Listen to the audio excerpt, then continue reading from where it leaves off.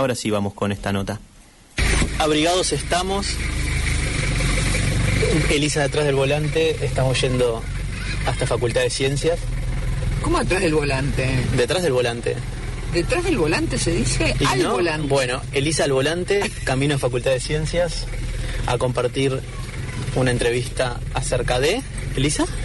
Acerca de el clima. Y una de las cosas que me encantaría compartir es la disposición con que la doctora Madeleine se mostró apenas le escribimos el primer mail para convocarla para esta entrevista. Ya escucharon a Elisa, que está al volante. Vamos camino a Facultad de Ciencias. Nos escuchamos en unos minutos. Encontrando miradas va seguro con Ferson. Ferson, confianza en seguros. Bueno, estamos en diálogo con la doctora Madeleine Renom. Madeleine es doctorada en Ciencias de la Atmósfera y de los Océanos. A su vez, nos acabamos de enterar que fue la primera licenciada en Meteorología. Fuimos dos. Bueno, dos de esa carrera. Dos compañeras, bueno, pero las primeras licenciadas en el Uruguay, sí, en Meteorología. Sí. Y a su vez, en su doctorado hizo una tesis sobre eventos extremos de temperaturas en Uruguay. Buen día, Madeleine. Buenos días, gracias por la invitación. No, un placer. Y ahora a nosotros nos gusta siempre que nuestro entrevistado se presente. ¿Cómo te presentarías tú? Bueno, soy Made, no, la doctora. Soy docente, investigadora en la parte de ciencia de la atmósfera, que ha sido mi pasión desde años desde aquel momento que no se hablaba tanto de clima. ¿De dónde salió esa pasión? Mirá, en realidad te cuento, hice sexto de ingeniería en su momento, no era la ingeniería lo que me gustaba, me parecía que iba a ser algo como demasiado rutinario. Pero sí me gustaba la física y la matemática, y bueno, en un test vocacional me sugirieron en su momento, y bueno, me inscribí en ese momento en la Facultad de Humanidades y Ciencias, todavía no estaba ni separada la facultad, y bueno, y arranqué la carrera. Realmente me apasiona de buscarle el porqué a todos estos fenómenos naturales que estás viviendo. Es algo aplicado, pero al mismo tiempo la parte de investigación te genera esa libertad, esa independencia de que vos elegís qué es lo que querés investigar y hasta dónde. Y lo divertido de una investigación es que en el transcurso de tu meta aparecen muchas otras cosas que decís, esto después lo voy a investigar. Y realmente, no sé, para mí es fascinante, ¿no? Es siempre una pelea con uno mismo, un desafío constante. Muy bien. Madeleine, te queríamos contar que en diciembre, así hacemos acuerdo a la audiencia también, en diciembre del año pasado le hicimos una entrevista al doctor Walter Bethgen sobre cambio climático. Y acá queríamos que con la audiencia también dejar bien en claro que esta entrevista queríamos que fuera más dirigida a lo que tiene que ver al clima. O sea, desde aquella definición de Bethgen sobre que, veamos si estás de acuerdo con él, en que el calentamiento global estaba producido por los gases de efecto invernadero, o sea, la emisión en abundancia de gases de efecto invernadero, que repercutían directamente sobre el clima y sobre la variabilidad del clima. Sí. Entonces, desde ese lugar que arrancaría con la primera pregunta, ¿cómo definirías tú el clima? ¿Qué es el clima? El clima a nivel global, o el sistema climático, no me gusta hablar del sistema climático, que es lo que después va a definir el clima en las distintas regiones, es la interacción entre 5 componentes del sistema Tierra, digamos.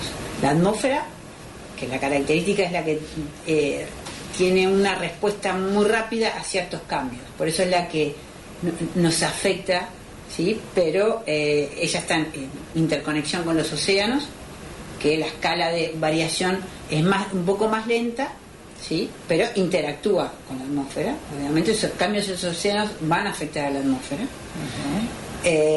La biota, toda la parte biológica, todos los ecosistemas, los animales, nosotros mismos, aunque, bueno, con el tema del cambio climático, el ser humano ha pasado a ser un agente geológico también del cambio, ¿sí? De este sistema, pero sé que podemos controlar, ¿no? Después toda la parte de continentes, erupciones volcánicas han generado cambios climáticos, eso ya sabemos, cambios en las concentraciones de los gases en la atmósfera. Toda la parte de hielos marinos, terrestres, ¿sí? Forma parte también de este sistema. Entonces, pero cada uno tiene distintos tiempos de respuesta frente a cambios, pero a su vez es una interconexión muy compleja. Es un sistema que es realmente muy complejo.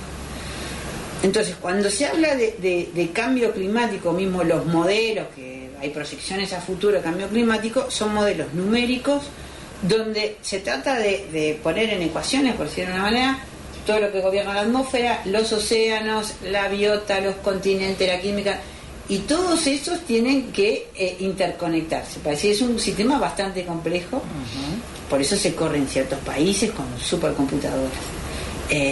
Y no está todo ni comprendido como para poder plantearlo en ecuaciones, ¿sí? Ni todo lo que está comprendido es fácil transmitirlo a ecuaciones para ver qué pasará dentro de 50 o 100 años.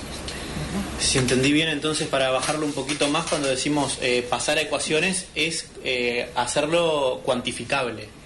Sí, ¿no? Modelarlo, modelable, para bajarlo un poquito más a tierra, claro, el tema de las ponerle ecuaciones. Ciertas leyes. Perfecto. O sea, que tiene que cumplir ciertas leyes. Establecer los parámetros mediante los cuales se comporta todo el sistema en su conjunto. Bien. Digamos, de hecho, para mucha gente que es anti cambio climático, decirlo de alguna manera, dice, bueno, el clima siempre cambió en la Tierra. Y es cierto, a eras geológicas hubieron una época de glaciación y el ser humano no estaba. O sea, el tema es para entender que el clima no es algo estático, ¿sí? Es algo que naturalmente cambia. Después después se puede ver cuál es el efecto antropogénico, pero primero hay que entender de que fluctúa, no es sí, que es variable. Que es variable, eso es a grandes escalas. Entonces la diferencia entre tiempo y clima es que el tiempo, cuando yo hablo de tiempo meteorológico, estoy hablando de solo cómo se comporta la atmósfera. Yo cuando hago un pronóstico del tiempo solo me fijo en la atmósfera. Cuando me fijo en la atmósfera, ¿en qué me estoy fijando? En todas las variables y las leyes que gobiernan el movimiento del fluido aire, que es la atmósfera. Y en la vertical, ¿no? O sea, entonces es lo que me dice, bueno, mañana va a llover, no va a llover, va a ser un frente, las temperaturas, pero solo fijado en lo que es la atmósfera. Cuando yo hablo de clima, por lo menos voy a hablar en una tendencia climática que habrán visto a 3 meses, por lo menos estoy mirando atmósfera y océano, porque a esa escala de tiempo interactúa. Cuando hablo de cambio climático, estoy hablando a 50 o 100 años, estoy hablando de cómo interactúan todos los subsistemas entre sí. Que enumeraste antes. Ahí está. Entonces entran otros actores, o sea, no es que pasa solo las cosas allá en la atmósfera, sino, bueno, por eso la tala de árboles en la Amazonas, más allá de que estoy talando, digamos, la opción de asentar, ahí está, de dar oxígeno y asentar carbono, digo, estoy cambiando de un ecosistema enorme, o sea, con todo lo que eso significa, ¿no? Entonces podríamos decir que en los últimos años, llamale, bueno, siglo XX, la injerencia del hombre en todo este sistema ha hecho que el clima esté más sensible, vulnerable. ¿Qué ha pasado? Aceleró. Lo que se ve es que el cambio en este último siglo XX, lo que se hace, uno ve hacia atrás, nunca se vio un cambio tan rápido, ¿sí? Porque hubieron cambios climáticos en otros momentos, pero son mucho más lentos. Esto es muy rápido, de repente de 50 o 100 años, que es muy rápido, a escala planetaria, ¿no? Y bueno, el tema es, entre esa rapidez, qué capacidad tiene el sistema, los distintos subsistemas de absorber y de acomodarse, ¿no? Porque tú un sistema físico lo que siempre tiende es al equilibrio. Estará equilibrado, si no salta a otros estados. Lo que científicamente no sabemos es de continuar todo esto, el sistema, ¿qué va a pasar con el sistema? Si salta a otro estado que desconocemos, o sea, no hay modelo que lo pueda replicar porque no sabes cuál va a ser ese cambio. Entonces, lo que sí se está viendo ahora, o sea, es cómo han cambiado, pues es cuando uno quiere atribuir cosas al cambio climático, precisa series de por lo menos 40 años, de información del evento o de la variable que tú quieras ver. A ver si los cambios en esa variable, si es una tendencia positiva, negativa, si son más frecuentes, menos frecuentes, más intensos, menos intensos, o ambas. Eso ha cambiado en los últimos 40 o 50 años, que es donde hay más registros a nivel mundial y donde también tenés bien las mediciones de estos gases de efecto invernadero enviados a la atmósfera. Entonces, ver si está, si tenés una base científica para decir, bueno, está impactando en esto, y después ir a buscar las causas físicas, o sea, ¿qué generó eso? Porque tiene que cerrar físicamente, por decir, de la circulación.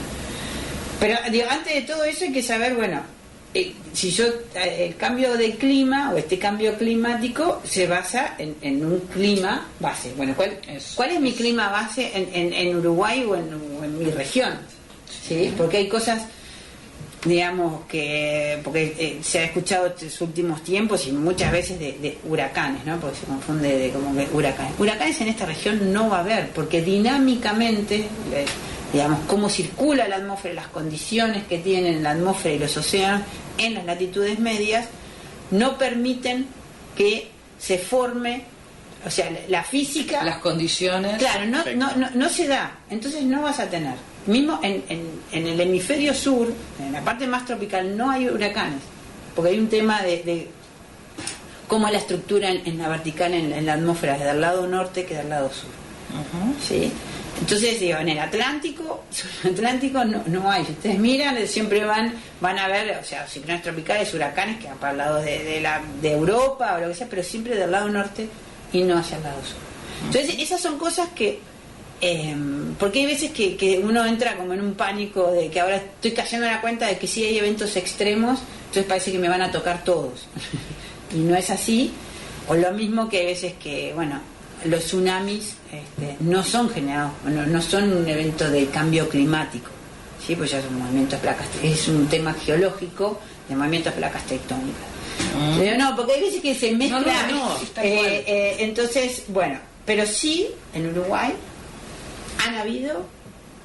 hay y van a seguir habiendo eventos extremos. ¿Sí? Lo que no han sido muchas veces fue cuantificado, bueno, porque vos decís, bueno, ¿qué es una ola de calor acá?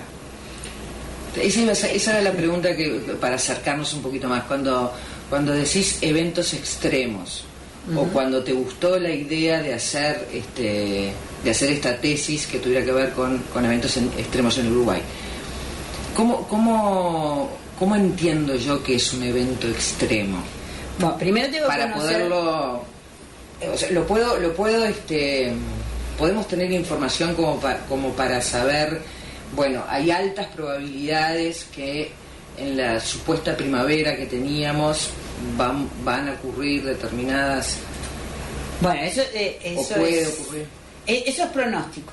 Sí, pero antes, para pronosticar, tengo que conocer el fenómeno, de qué depende, y ver después, al entender eso, cómo ha pasado a la historia, siempre nos enseña, ¿no? O sea, bueno, entonces la idea es, en esa historia, ver cuáles fueron los distintos fenómenos parecidos, bueno, y cuáles fueron las condiciones reinantes. Entonces, de esas condiciones, si alguna tiene predictibilidad, ¿sí? Sí, tienen, porque hay cosas en la atmósfera, en el clima, lo que sea, que es caótico, el sistema es caótico, con lo cual no tiene predicción. ¿Sí? Las mismas condiciones iniciales de hoy las tenés mañana, y hoy llueve y mañana no. Muy simplista. Y más claro. Esto pasa en las latitudes medias, por decirlo de alguna manera. Hay mucha gente que no puede creer, digo, que vos en los trópicos, en las zonas tropicales, es mucho más fácil hacer un pronóstico del tiempo que en las latitudes nuestras, para el norte y para el sur. Y la región del sudeste de Sudamérica, que comprende Uruguay, todo el sur de Brasil, centro y sur de Paraguay y el este y norte de Argentina, es una región de una variabilidad muy grande. Quiere decir que el clima cambia mucho año a año, mes a mes. Y esos cambios del clima, para ir acercándome más, cambia muy, esa sensibilidad del clima, ¿a qué han podido visualizar, a qué responden? Hay algunos que digamos, ¿o cuál es el grosso? Algunas variables son fáciles y bueno, un elemento que nos da predictibilidad, que nos sirve mucho para ver cómo cambia, cuál es la diferencia entre un año y otro, puede ser que yo tenga un fenómeno del Niño en el Pacífico tropical. Eso, si yo tengo un fenómeno del Niño, que bueno, fue lo que nos pasó en este año, ¿no? En 2015, julio de 2015, hasta, bueno, ahora estaría muriendo ese niño.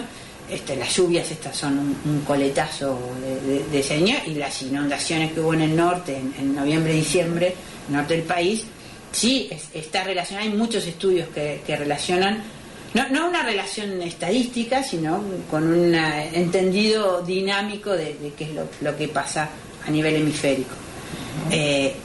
Hay otros años que vos podés tener muchas precipitaciones, que no hay niño y que no sabes, y es la parte de la variabilidad. Hay otros, o sea, hasta el Niño, nosotros hay un montón de modos que nosotros le llaman de variabilidad. En el hemisferio sur hay uno que es en la Antártida, el modo anular del sur, que lo que genera es bloqueos en nuestra región, entonces no te deja pasar los sistemas, entonces puede hacer que llueva mucho. Hay un monzón en Sudamérica, ¿sí? ¿No? Bueno, los monzones, el clima monzónico no es solo asiático. Hay un monzón que muy poca gente sabe de esto, que son características que están siempre, ¿sí? El monzón sudamericano empieza por el nordeste de Brasil, viene obviamente clima monzónico, se da en verano. ¿El monzón? El monzón, digamos, para hacerlo sencillo, es una configuración de circulación que se da, que presenta precipitaciones en la época de verano. Ajá. Intensas, ¿no?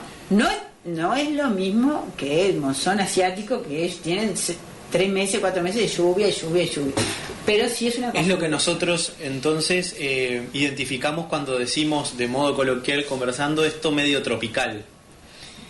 Sí, pero eso pasó siempre, pasó siempre. Hay veces, no sé, me ha pasado no es lo mismo dialogar con una persona por ahí de 40 años, que dialogar con una persona, y los invito a ustedes por ahí de 80 años y más, la gente que vive en el interior, que está más en contacto con que el 80 te dice, sí, a ver, sequías 1000 veces, inundaciones 1000, y tornados, o sea, porque bueno, lo vivió, y hay gente que por ahí ahora, o el ritmo de vida, ¿viste? Te tiene a 1000 con otras cosas, y pasa como lo del otro día, el tornado de Dolores, y acá nunca hubo tornados. ¿Cómo que no? Sí, hubieron hasta hace poco, hay un montón de registros en Google, ¿sí? O sea, vos buscás fotos y hay miles. Entonces,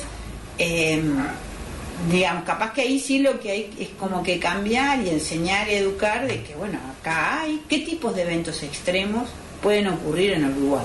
Eso vamos a dejarlo, vamos a un cortecito y lo dejamos para la próxima parte. Encontrando miradas. Un programa, muchas miradas.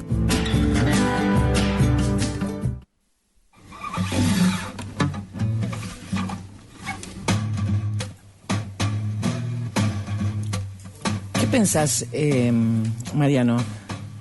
Es una entrevista que yo la estamos volviendo a escuchar. Es una entrevista que va clara. Me gustaría que la audiencia, si le van quedando dudas o tienen preguntas para que nosotros después podamos alcanzárselas a la doctora Madeleine, lo vayan compartiendo. Vamos a hacer a compartir alguna canción que seleccionó Mariano, y después seguimos con la segunda parte de la entrevista de la doctora Madeleine Renom. Muy bien, vamos a escuchar un tema de un cantautor brasilero de nombre Lenine, muy popular allá, muy popular por acá también, viene bastante seguido al Uruguay.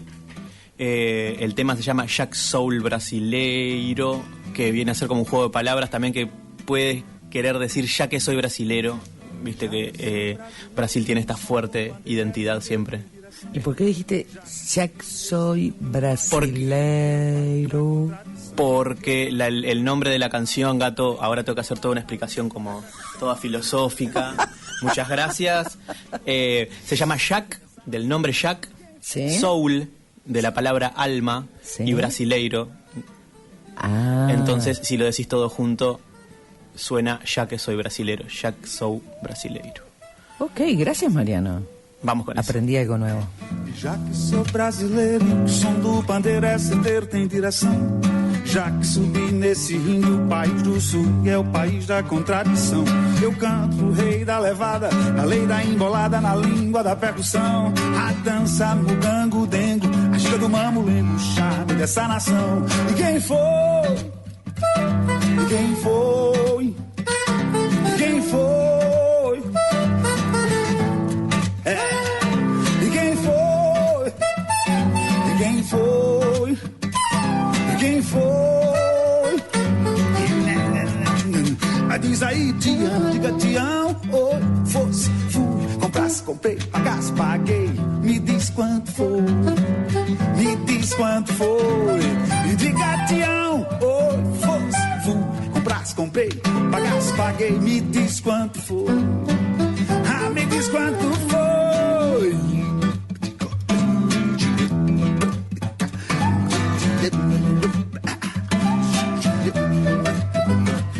Eu disse já que sou brasileiro, do tempero, do batuque, do truque, do picadeiro, do pandeiro, do repique, do pique do funk rock, do toque da platinela, do samba na passarela, dessa alma brasileira, despecando da ladeira na zoeira da banguela. Alma brasileira, despecando da ladeira na zoeira da banguela. Diz aí quem foi, quem foi? Ah, e quem foi? E quem foi? Quem foi? E quem foi? Quem foi? Mas eu só ponho hip-hop no meu samba quando o tio Sam pegar no tamborim, quando ele pegar no pandeiro, no zabumba, quando ele entender que o samba não é rumba. Aí eu vou misturar Miami com Copacabana, chiclete eu misturo com banana, e o meu samba vai ficar assim. A imagem meu, a imagem meu, a imagem meu, a imagem meu, a imagem meu, a imagem meu. Olha o groove.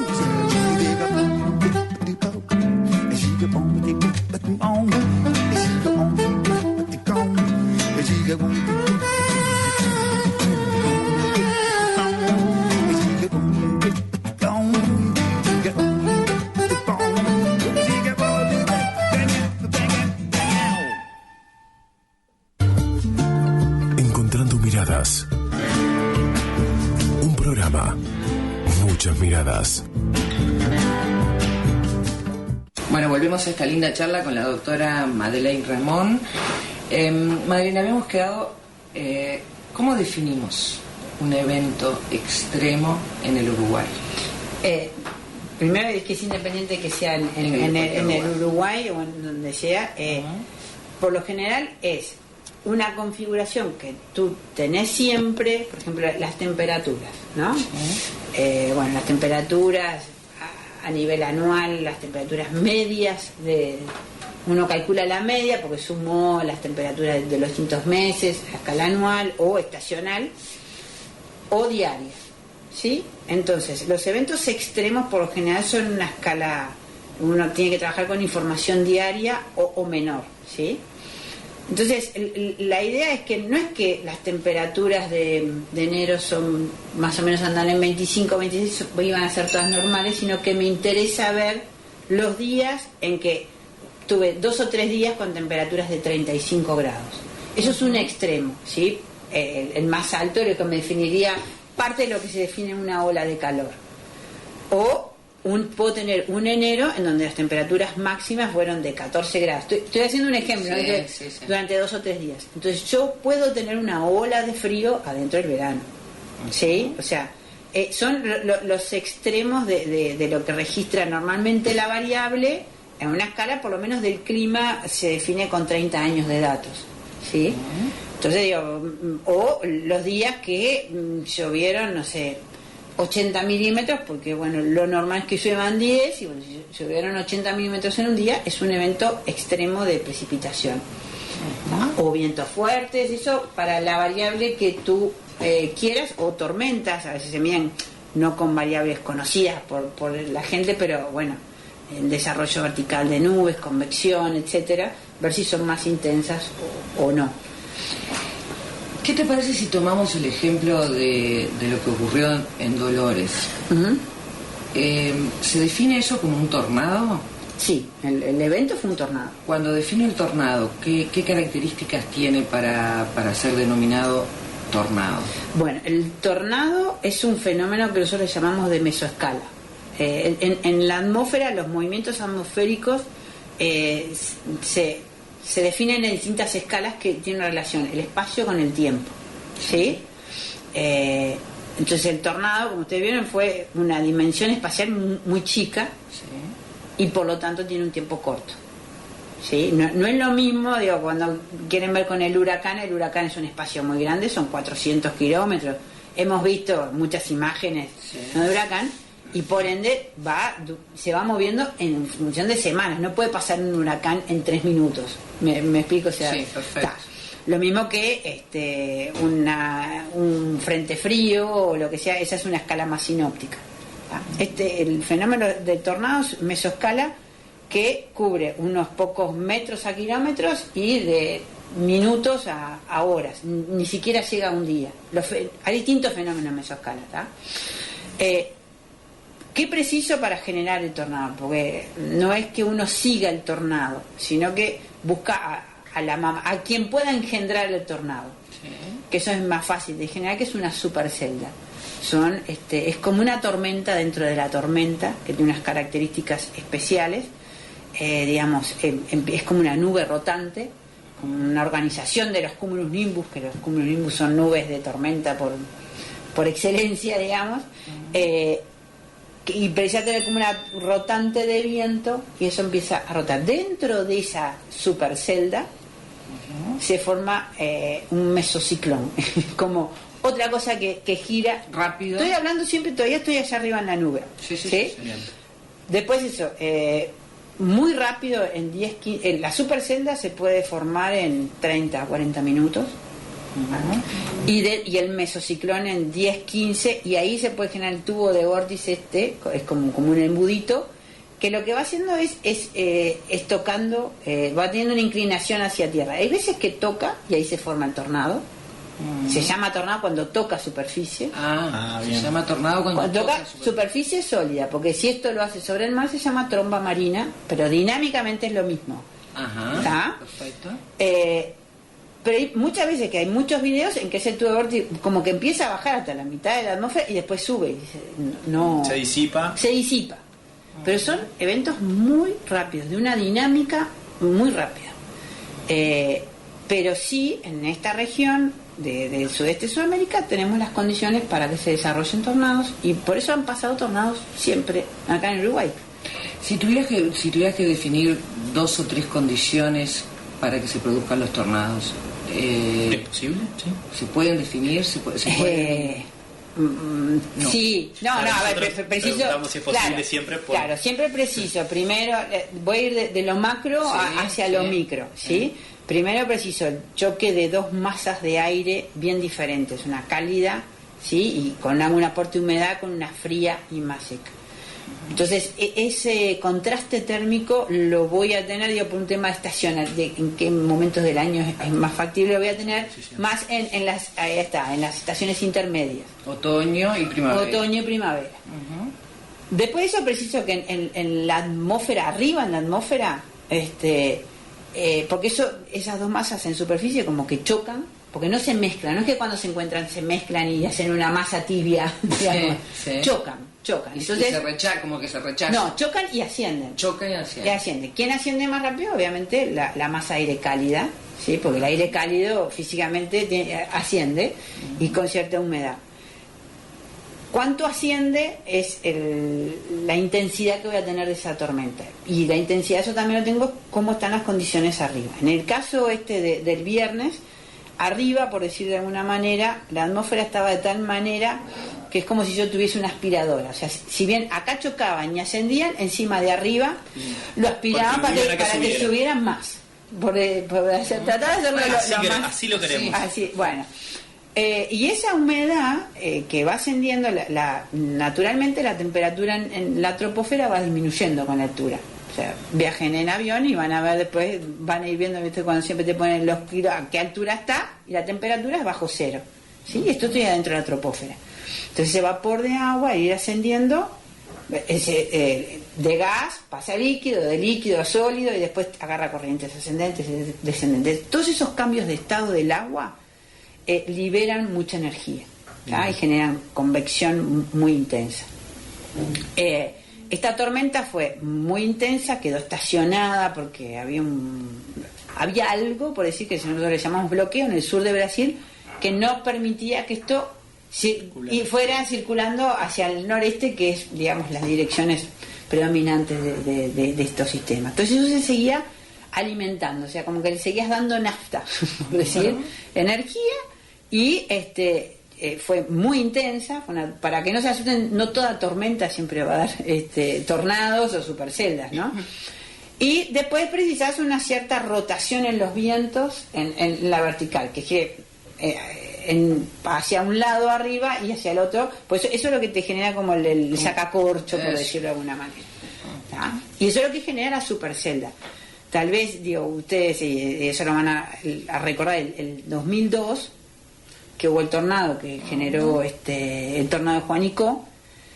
Antes ingresa esta supercelda por las costas de San José en una nube redondita que asusta, porque parece un plato volador extraterrestre, que andan mucho por ahí las imágenes, y entró la supercelda, ingresa a superficie, venía desde el Río de la Plata por toda la costa de San José. Y bueno, después un poquito más adentro generó el tornado que azotó Juanico, que fue súper rápido, porque esto es la destrucción de toda la... Ahí va. Entonces, en ese caso, estamos hablando, nos decías que son eventos que se forman en muy poco tiempo. Igual hay algún índice de predictibilidad de estos. O sea, no. ¿Qué se podría, a ver, había alguna posibilidad de haber alertado en el buen sentido, decir... Hoy no, porque a ver, yo lo que estoy contando y lo que nosotros vimos y analizamos, y de hecho la facultad sacó un informe, nosotros el departamento, un análisis con lo que había, es con el diario del lunes, y lo que es la investigación que te permite, bueno, a ver, yo ya sé a qué hora se dio, cómo se dio, tratamos de buscar solo las imágenes satelitales que nosotros mostramos, la de las 4 de la tarde y la de las 5 de la tarde, porque hay un banco de datos que tiene el CPT, que es un servicio brasilero, digamos, de un centro de investigación. Claro, pero si yo estoy haciendo el pronóstico, estoy trabajando, dando el pronóstico a futuro, con la imagen de las 4 de la tarde y con una imagen satélite no me alcanza para hacer un pronóstico de este tipo de eventos. Bien, ahí preciso lo que se llama la información de radar Doppler, que, bueno, yo me contacté con unos colegas argentinos, porque Argentina tiene una red de radares, y ahí se pueden ver ahí lo que te permite el radar ya es acotar un poquito más la región donde vos podés ir. En esta región hay probabilidad de tornados, porque te permite ver como el escaneo en la vertical de esta tormenta. Porque con lo otro, yo con el satélite veo arriba las topes y con los datos de superficie miro abajo, pero en el medio no tengo nada. Perfecto. Y igual en Estados Unidos, que donde las planicies de Estados Unidos que pasan 1.200 tornados por temporada, lo cual tiene mucho expertise. Este tipo ya por la dinámica, lo que hay el sistema es un sistema de sirenas, porque no podés generar el predictor le avisa a poner al SINA, eso, mientras haces todo eso ya pasó el tornado. Entonces lo que hay es sirenas y la educación previa de que la gente sabe qué hacer cuando suena la sirena, porque eso es fundamental. Yo puedo instalar sirenas, pero no educar a la gente, y es lo mismo. Y bueno, y también que educar el cambio de culturas, hoy hablando con unos sociólogos y antropólogos, decían, no es fácil, es lo más difícil para estos cambios, digamos, no es que cuando se habla de cambio climático, vos tenés que cambiar culturas. Pero porque si uno ve y dice, bueno, en regiones donde hay tsunamis, también se suena la sirena y la gente no piensa, claro, evacúa, pero no piensa, voy a salvar mis cosas de mi casa. Evacúa, porque sabe que es o la casa o la vida. Y bueno, ya sabe hacia dónde ir. Acá yo vi, que está bien que la gente no sabía qué era lo que había que hacer, pero muchos de los videos de la gente que subió y que uno ve los videos... Fue muy ilustrativo eso, tener las capturas de celulares y las reacciones y lo que se escuchaba en esas reacciones fue muy ilustrativo para muy ver ilustrativo, las reacciones. Y yo es toda esa gente que dé gracias a Dios porque está viva. Claro, bueno, pero digo, eso nos da una pauta de qué comentarios habían y cuál era el tono de la reacción ante el evento. Y el desconocimiento, porque hay una cosa, que si vos podés hacer sonar una alarma, la gente se puede, pero la gente estaba filmando. Lo que nunca podés saber de un tornado ni acá ni en ningún lado es qué trayectoria va a seguir. Entonces vos no sabés si, o sea, vos estás de un costado, hay muchos tornados que pegan bruscamente un cambio de dirección que vos no lo sabés y se mueven digamos, la velocidad de traslado del tornado es 15 a 20 kilómetros por hora. No es que sean rápidos, pero tampoco. Pero a ver, en el medio está volando absolutamente todo. Uh-huh. Entonces, ahora que usaste la palabra educación, ¿cómo enfocarías tú el educar a la población a que sea consciente que estas cosas suceden y van a seguir sucediendo?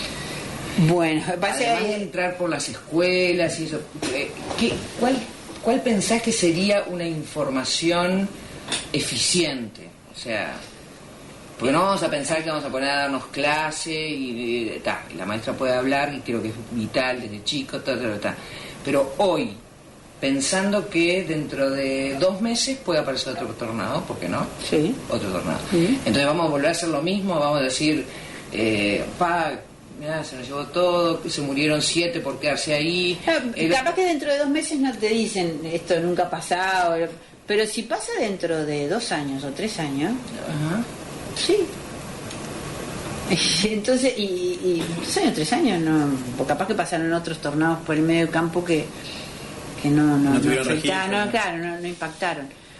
Es una pregunta muy interesante y bastante difícil de contestar.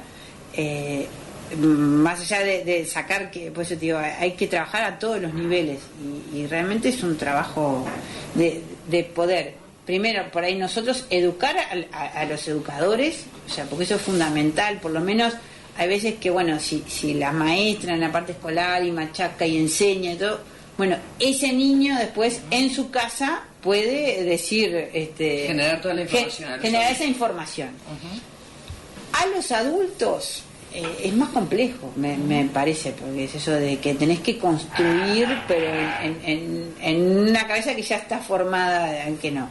Capaz que ahí hay una responsabilidad muy grande de los medios, porque los medios masivos, o sea, la televisión, por ejemplo, sería un buen medio para transmitir bueno, barato que vos le llegues a todo el mundo. Pero hay que tomar una responsabilidad de educar bien, con la información correcta. Que la información correcta a veces es que la gente entienda que no se sabe todo, ¿sí? Uh-huh. Que vos tenés ideas por estudios que has visto. El tema es que cuando vos a veces decís esto no se sabe, porque no se sabe, es como controlás a aquella otra persona que por figurar viene y lo hace determinista. O sea, exacto. Y eso es muy complicado, porque esa mala información... Y es muy fácil resaltar siendo determinista ante una situación en la que realmente no se sabe. No es se fácil sabe, resaltar. ¿sí? Claro, porque vos estás dando una respuesta ahora, en este momento, pero eso le queda grabado a la gente y después vienen hasta... hay veces que a nosotros nos toca responder y argumentar de cosas que nosotros ni dijimos. Yo te voy a hacer esa pregunta, ¿cómo te sentís? Yo lo he escuchado varias veces, sospecho que alguna te habrá tocado. ¿Cómo te sentís con eso, con esas expresiones que la población muchas veces tiene? No le acertaron esta vuelta. Viste que dijeron que iba a llover y no llovió nada. Menos mal que avisaron que iba a hacer calor, porque mirá el frío que hace. Todos esos juicios que no sé dónde están fundamentados. Entonces, bueno, ahí la dicen pregunta que va. el uruguayo es un poco director técnico, ¿no?, de fútbol, y un poco meteorólogo. Siempre. Porque la pregunta va dirigida a ¿dónde está la responsabilidad? No estoy hablando de culpa, estoy hablando de responsabilidad. La facultad debería estar más cerca con la información, o sea, acercarse la facultad a la población, debería presionar para obtener mayor información. Los gobiernos departamentales, por ejemplo, como son los departamentos de desarrollo, tendrían que estar más cerca de mandar más información, pero de la buena. Por eso, voy a hablar con quien es licenciado en meteorología, tiene un doctorado hecho en... Esa persona tiene autoridad y por el conocimiento que tiene. Te dije muchas cosas, muchos puntos y que son bien interesantes. Primero, poner como en general a nivel de gobierno, no de este gobierno, de los gobiernos de hace mucho tiempo, la meteorología en general ha quedado muy, de costado. Cuando entendemos que la meteorología o el clima, representa el 70% de la producción económica del país, ¿sí? O sea, y dependemos mucho del clima, de un montón de actividades económicas y sociales, pero las económicas sobre todo, ya partiendo de que es un país agropecuario y ganadero, no tenés otra que depender. Y sin embargo ha quedado delegada no estoy diciendo en plata, sino en importancia, en formación, en respeto. Después hay que hacer la mea culpa, o sea, ¿no? Del otro lado, la formación a nivel universitario, bueno, recién en el 2008, porque los recursos humanos vos no los haces de un día para el otro.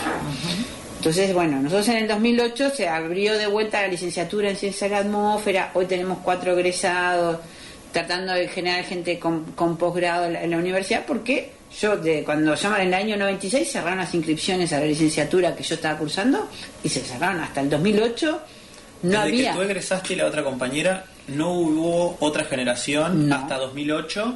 No, porque yo egresé en el año 2000, pero en el año 96 se cierran las inscripciones a la carrera que yo estaba cursando en su momento. En el 97 no hubieron, 98 y a partir en el 2007 el Consejo Directivo Central de la Universidad aprobó un plan de estudios que presentábamos junto con unos colegas de Facultad de Ingeniería para hacer la licenciatura en Ciencias de la Atmósfera por la necesidad de una formación universitaria en esta área, ¿tá?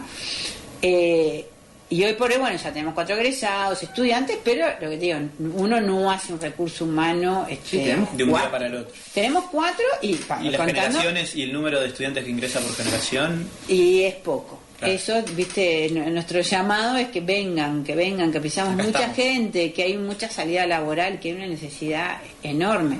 Tenemos esa cosa de que en la meteorología o clima, vos en secundaria, ¿dónde la ves? La ves en geografía. En geografía, exacto. Y por ahí el estudiante asocia geografía e historia con las áreas humanísticas y no con las áreas científicas.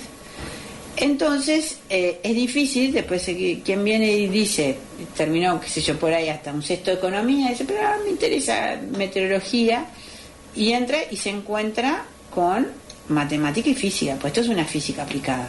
Exactamente. Entonces, ahí perdiste unos cuantos, porque era como, no, yo quería hacer meteorología. ¿No? De esto se trata. De esto se trata, y esto es lo que precisás para entender. Y después estamos adentro del gran globo, digamos, de los problemas que tiene el mismo Facultad de Ingeniería, o sea, las áreas más científico-tecnológicas tienen menos ingresos, digamos, por año de estudiantes. Pero nosotros lo que tenemos es desempleo cero, porque hasta los estudiantes de grado avanzado están todos trabajando en temas de meteorología. Eso por un lado, eso es lo que estamos tratando. Y después, capaz que vos mencionás si es la facultad la que tienen que salir, nosotros tratamos de hacer toda la extensión posible, pero igual creo que lo que nos falta es unión de los meteorólogos en sí, ¿sí? Porque el INUMET, la mayoría son técnicos meteorólogos, pero tratar de difundir bien y claramente, de ir enseñando hasta en un pronóstico cosas de meteorología.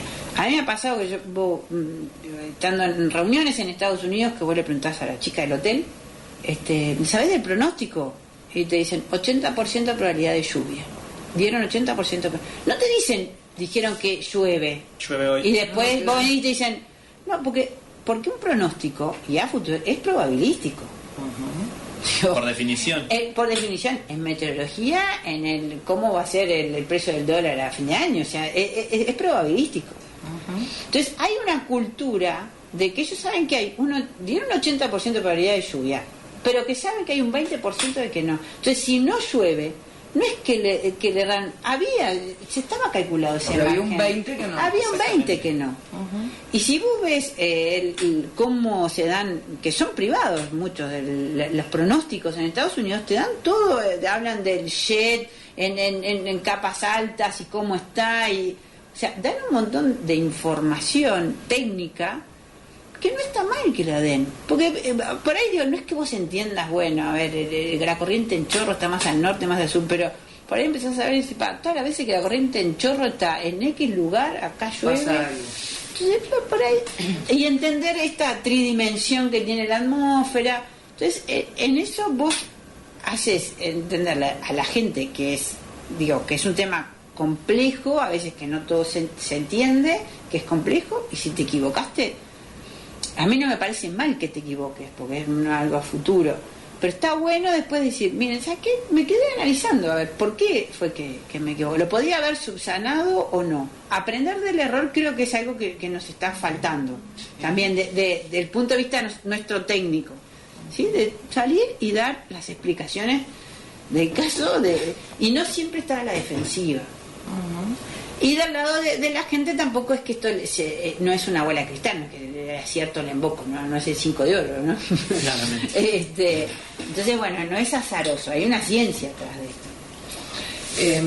Madeleine, después de lo ocurrido estos días y todo lo que, bueno, ya sabemos, ¿cómo se plantearon ustedes el para adelante?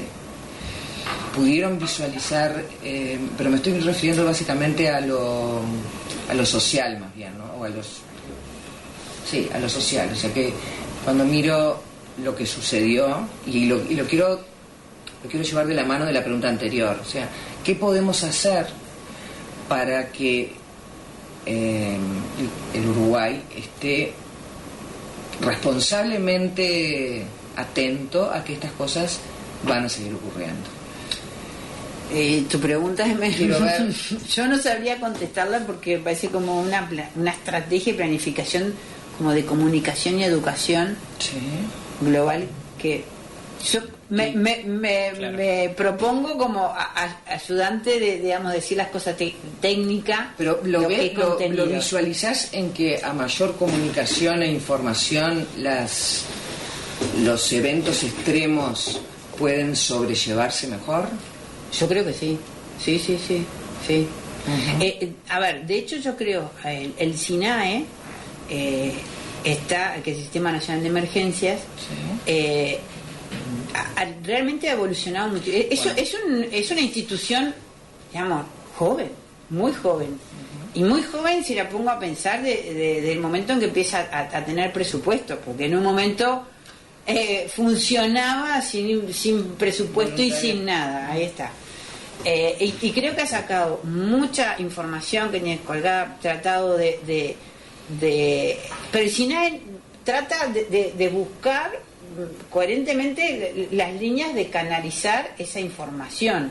No es que el SINAE va a ir a hablar a una escuela, ¿sí? O sea, porque no puede hacer eso. Pero está muy articulado toda la parte gubernamental de pasa esto, te llamo y esto se activa un protocolo. Bien.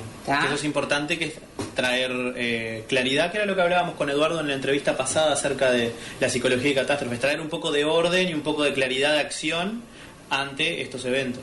Claro, porque hay una cosa, esto tiene que estar muy pensado antes, porque en el momento, no sé, vos estás mal, estás con pánico, la gente no piensa, tiene que ahí actuar, digamos, guiado, totalmente guiado, sin pensar, usted agarre para acá, y por eso todo eso tiene que estar aceitado. Y creo que el SINAE está jugando un papel muy importante, que está muy bien planteado. Mismo el otro día, cuando se emite la alerta roja, que era del lunes en la noche hasta el mediodía del martes, me pareció muy bien cómo lo transmitió el prosecretario con mucha tranquilidad, todo diciendo que en realidad ¿por qué esa alerta roja? Porque hubo mucha gente que dijo, pero alerta roja y no hubo ningún viento, y bueno, porque también hay que enseñar a la gente que aprenda a leer, ¿no? Porque muchas veces, que mismo acá pasa en Montevideo, te dicen, ¡ay, alerta roja o alerta naranja! Y vos mirás, porque uno entendió, y entras a la página de Inumet, y en realidad la alerta naranja es Salto, Artigas y Rivera. Y dices, sí, hay alerta, pero allá, no acá. ¿Y en qué horario? O sea, toda esa parte hay que educar a la gente de leer e interpretar. Pero bueno, con la alerta roja, el prosecretario dijo, y claramente tenía toda la razón, o sea, si yo veía el evento meteorológico aislado con los días anteriores de un sol radiante, no era para alerta roja, claramente. Y no lo emitieron en el sentido meteorológico. El tema era que iba a llover sobre mojado, ¿sí? Estabas con el agua al cuello, iba a llover un poco más, bastante, pero eso te hace el umbral crítico de que, por lo menos con esa alerta roja, vos obligás a la gente de alguna manera, por lo menos la parte estatal, a que se quede adentro, que no salgan, que los niños no vayan a la escuela rural por cruzar la cañada de los ciegos, pierdes una vida. O sea, ahí estuvo la parte claramente de prevención, creo que estuvo muy bien. Entonces, no es que Inumet le erró, no, porque una alerta y de ese tipo roja no tiene que solo que ver con el evento solo, aislado, sino por cómo venís a ese evento. Entonces, ahí totalmente de acuerdo de cómo se dio. Es muy interesante este planteo, ¿no? Uno no lo pensaría así, ¿cierto? Llovió sobre mojado y no estamos en condiciones de arriesgar más, aunque no se compare con las lluvias y la intensidad de las lluvias y las tormentas que hubieron antes, pero es cierto, no, es un buen punto de vista. Pero es que creo que el prosecretario lo transmitió un poco así y ahí, o sea... Y tener en cuenta la complejidad de todos los factores que están involucrados en eso. Y sí, porque la gente, o mucha gente, porque también escuché, ¿no? Gente que perdió la vida por salvar, yo entiendo que es tu parte de por salvar su ganado, porque se estaban ahogando, pero bueno, y perdieron la vida, o sea, digamos, es mucho más complejo de un pronóstico de va a llover o no va a llover. Y en ese sentido yo creo que el SINAE está muy bien rumbeado, que ha crecido muchísimo y que sigue desarrollando, y que ellos mismos son conscientes de que hay muchas cosas para mejorar. Pero yo creo que por ahí sería la conexión por ahí SINAE, ANEP, ellos tienen también con los SECOED, ¿no? Los comités de emergencia, bueno, por ahí sería canalizable dentro de cada departamento. Ahora, el tema es departamental y cómo le llegas a todos. O sea, tenés que hacer una estrategia para los poblados, la parte de las ciudades dentro de los departamentos, y otra estrategia para la parte rural de los departamentos. Exactamente. Usted no se preocupe, doctora, usted sigue trabajando en la atmósfera, que gracias a Dios la tenemos por acá. Ya terminando, ¿te parece que quedó algo importante con respecto a clima? ¿Nos quedó algo que te gustaría resaltar o que te gustaría redondear? Que me gustaría, por ahí no es solo para el público en general, pero bueno, también hay muchas páginas y hay muchos trabajos hechos. Todavía sí ha costado articular un poco de todo el conocimiento que se ha generado con los tomadores de decisión, ¿no? Y bajarlos a la sociedad, ¿no? Hay mucho conocimiento generado que se puede, y cosas que, nada, mismo los trabajos nuestros de los estudiantes de fin de carrera son todos temas de Uruguay y desde regionalización de heladas, porque digo, son cosas que uno se pone con extremos, ¿no? Heladas, siempre existieron heladas en Uruguay, ¿no? Tenés muchas pero ¿cuál es el conocimiento que se tiene de heladas? De ver el campo blanco y punto. Uh-huh. Pero no, o sea, hay muchas cosas. Después hay otra chica que estudió sobre ciclones extratropicales, las frecuencias, una climatología, dónde se da más, menos, en qué épocas del año, etcétera. O sea, todo hay ese mucha material información. se encuentra. Bueno, nosotros en la página nuestra, en la parte de publicaciones, están los trabajos finales, ahí que esos están en español. Después están los papers, digamos, las publicaciones científicas que nosotros publicamos en revistas arbitradas, uh-huh, que están en inglés. Después hay un informe de una consultoría que yo realicé para el SINAE, un poco de todos los eventos extremos que puede haber, las referencias, o sea, en qué me apoyo, cuál era el estado del arte y en qué épocas del año vos tenés los ciclones tropicales. Digamos, la estación donde uno espera que pasen más es de invierno y principio de primavera. Uh-huh. Entonces, bueno, y las zonas costeras. Entonces, bueno, toda esa zona costera, ahí yo puedo enseñarles o educar más a la gente a ese tipo de evento que, no sé. Sí, que por ahí en Tacuarembó. Ahí está. Sí. Entonces, bueno, y hay otra punta de cosas que no se saben. El granizo a veces es un tema muy poco estudiado porque no tenés la información para empezar, ahí precisa Sierra de Ardor. Pero es un evento, no es que sea extremo por definición, sino que tiene un impacto muy grande, ¿no? Mismo, de hecho, la granizada que hubo el viernes, o sea, tuvo el tornado en Dolores, pero siempre quiero mostrar, la granizada que hubo en Minas ese viernes por la misma tormenta fue impresionante. El granizo era como huevo. Rompieron, o sea, le atravesaron parabrisas. O sea, y para el agro, la parte, bueno, toda nuestra parte sur de Calpa, toda frutícola, la granizada es el destructivo. Entonces, por suerte hay mucho para hacer, para investigar, hay mucho para articular en distintas puntas. Y bueno, esperemos que, a ver, digamos, este mal suceso para mucha gente que fue el tornado de Dolores, ojalá que no quede en esta semana de entrevistas y nada, sino que genere, digamos, canales para trabajar y para que el próximo tornado, que va a haber otro, o evento extremo, estemos un poquito mejor preparados, o sea, y más unidos, ¿no? Porque más unidos en cuanto a cada uno en su rol. Por eso te digo, no te preocupes de la logística, que veremos quién puede trabajar en esa área. Pero esto tiene que ser mucha gente. Exacto. Pero creo que está la gente. Si la respuesta de solidaridad con respecto a comida, cosas, fue lo importante que fue, creo que tiene que haber una respuesta de solidaridad, es decir, nosotros somos chiquitos, sí, vamos a aportar y muy a rápido crear. Podemos ayudar y acompañar desde la información, comunicación, hacer algún taller, y concientizar más a la gente. A la gente, sí. Bueno, doctora, un placer. Muchísimas gracias. Muchas gracias por este tiempo. Muchas gracias a los dos. Un saludo a San José, que la familia de mi esposo es toda de San José. Ah, sí, mira. Sí, los Cobas. Mira. Y así que vamos a decir que tienen que escuchar Radio Nativa el viernes, entonces. Les decimos, bueno. Gracias. No. Encontrando miradas va seguro con Ferson.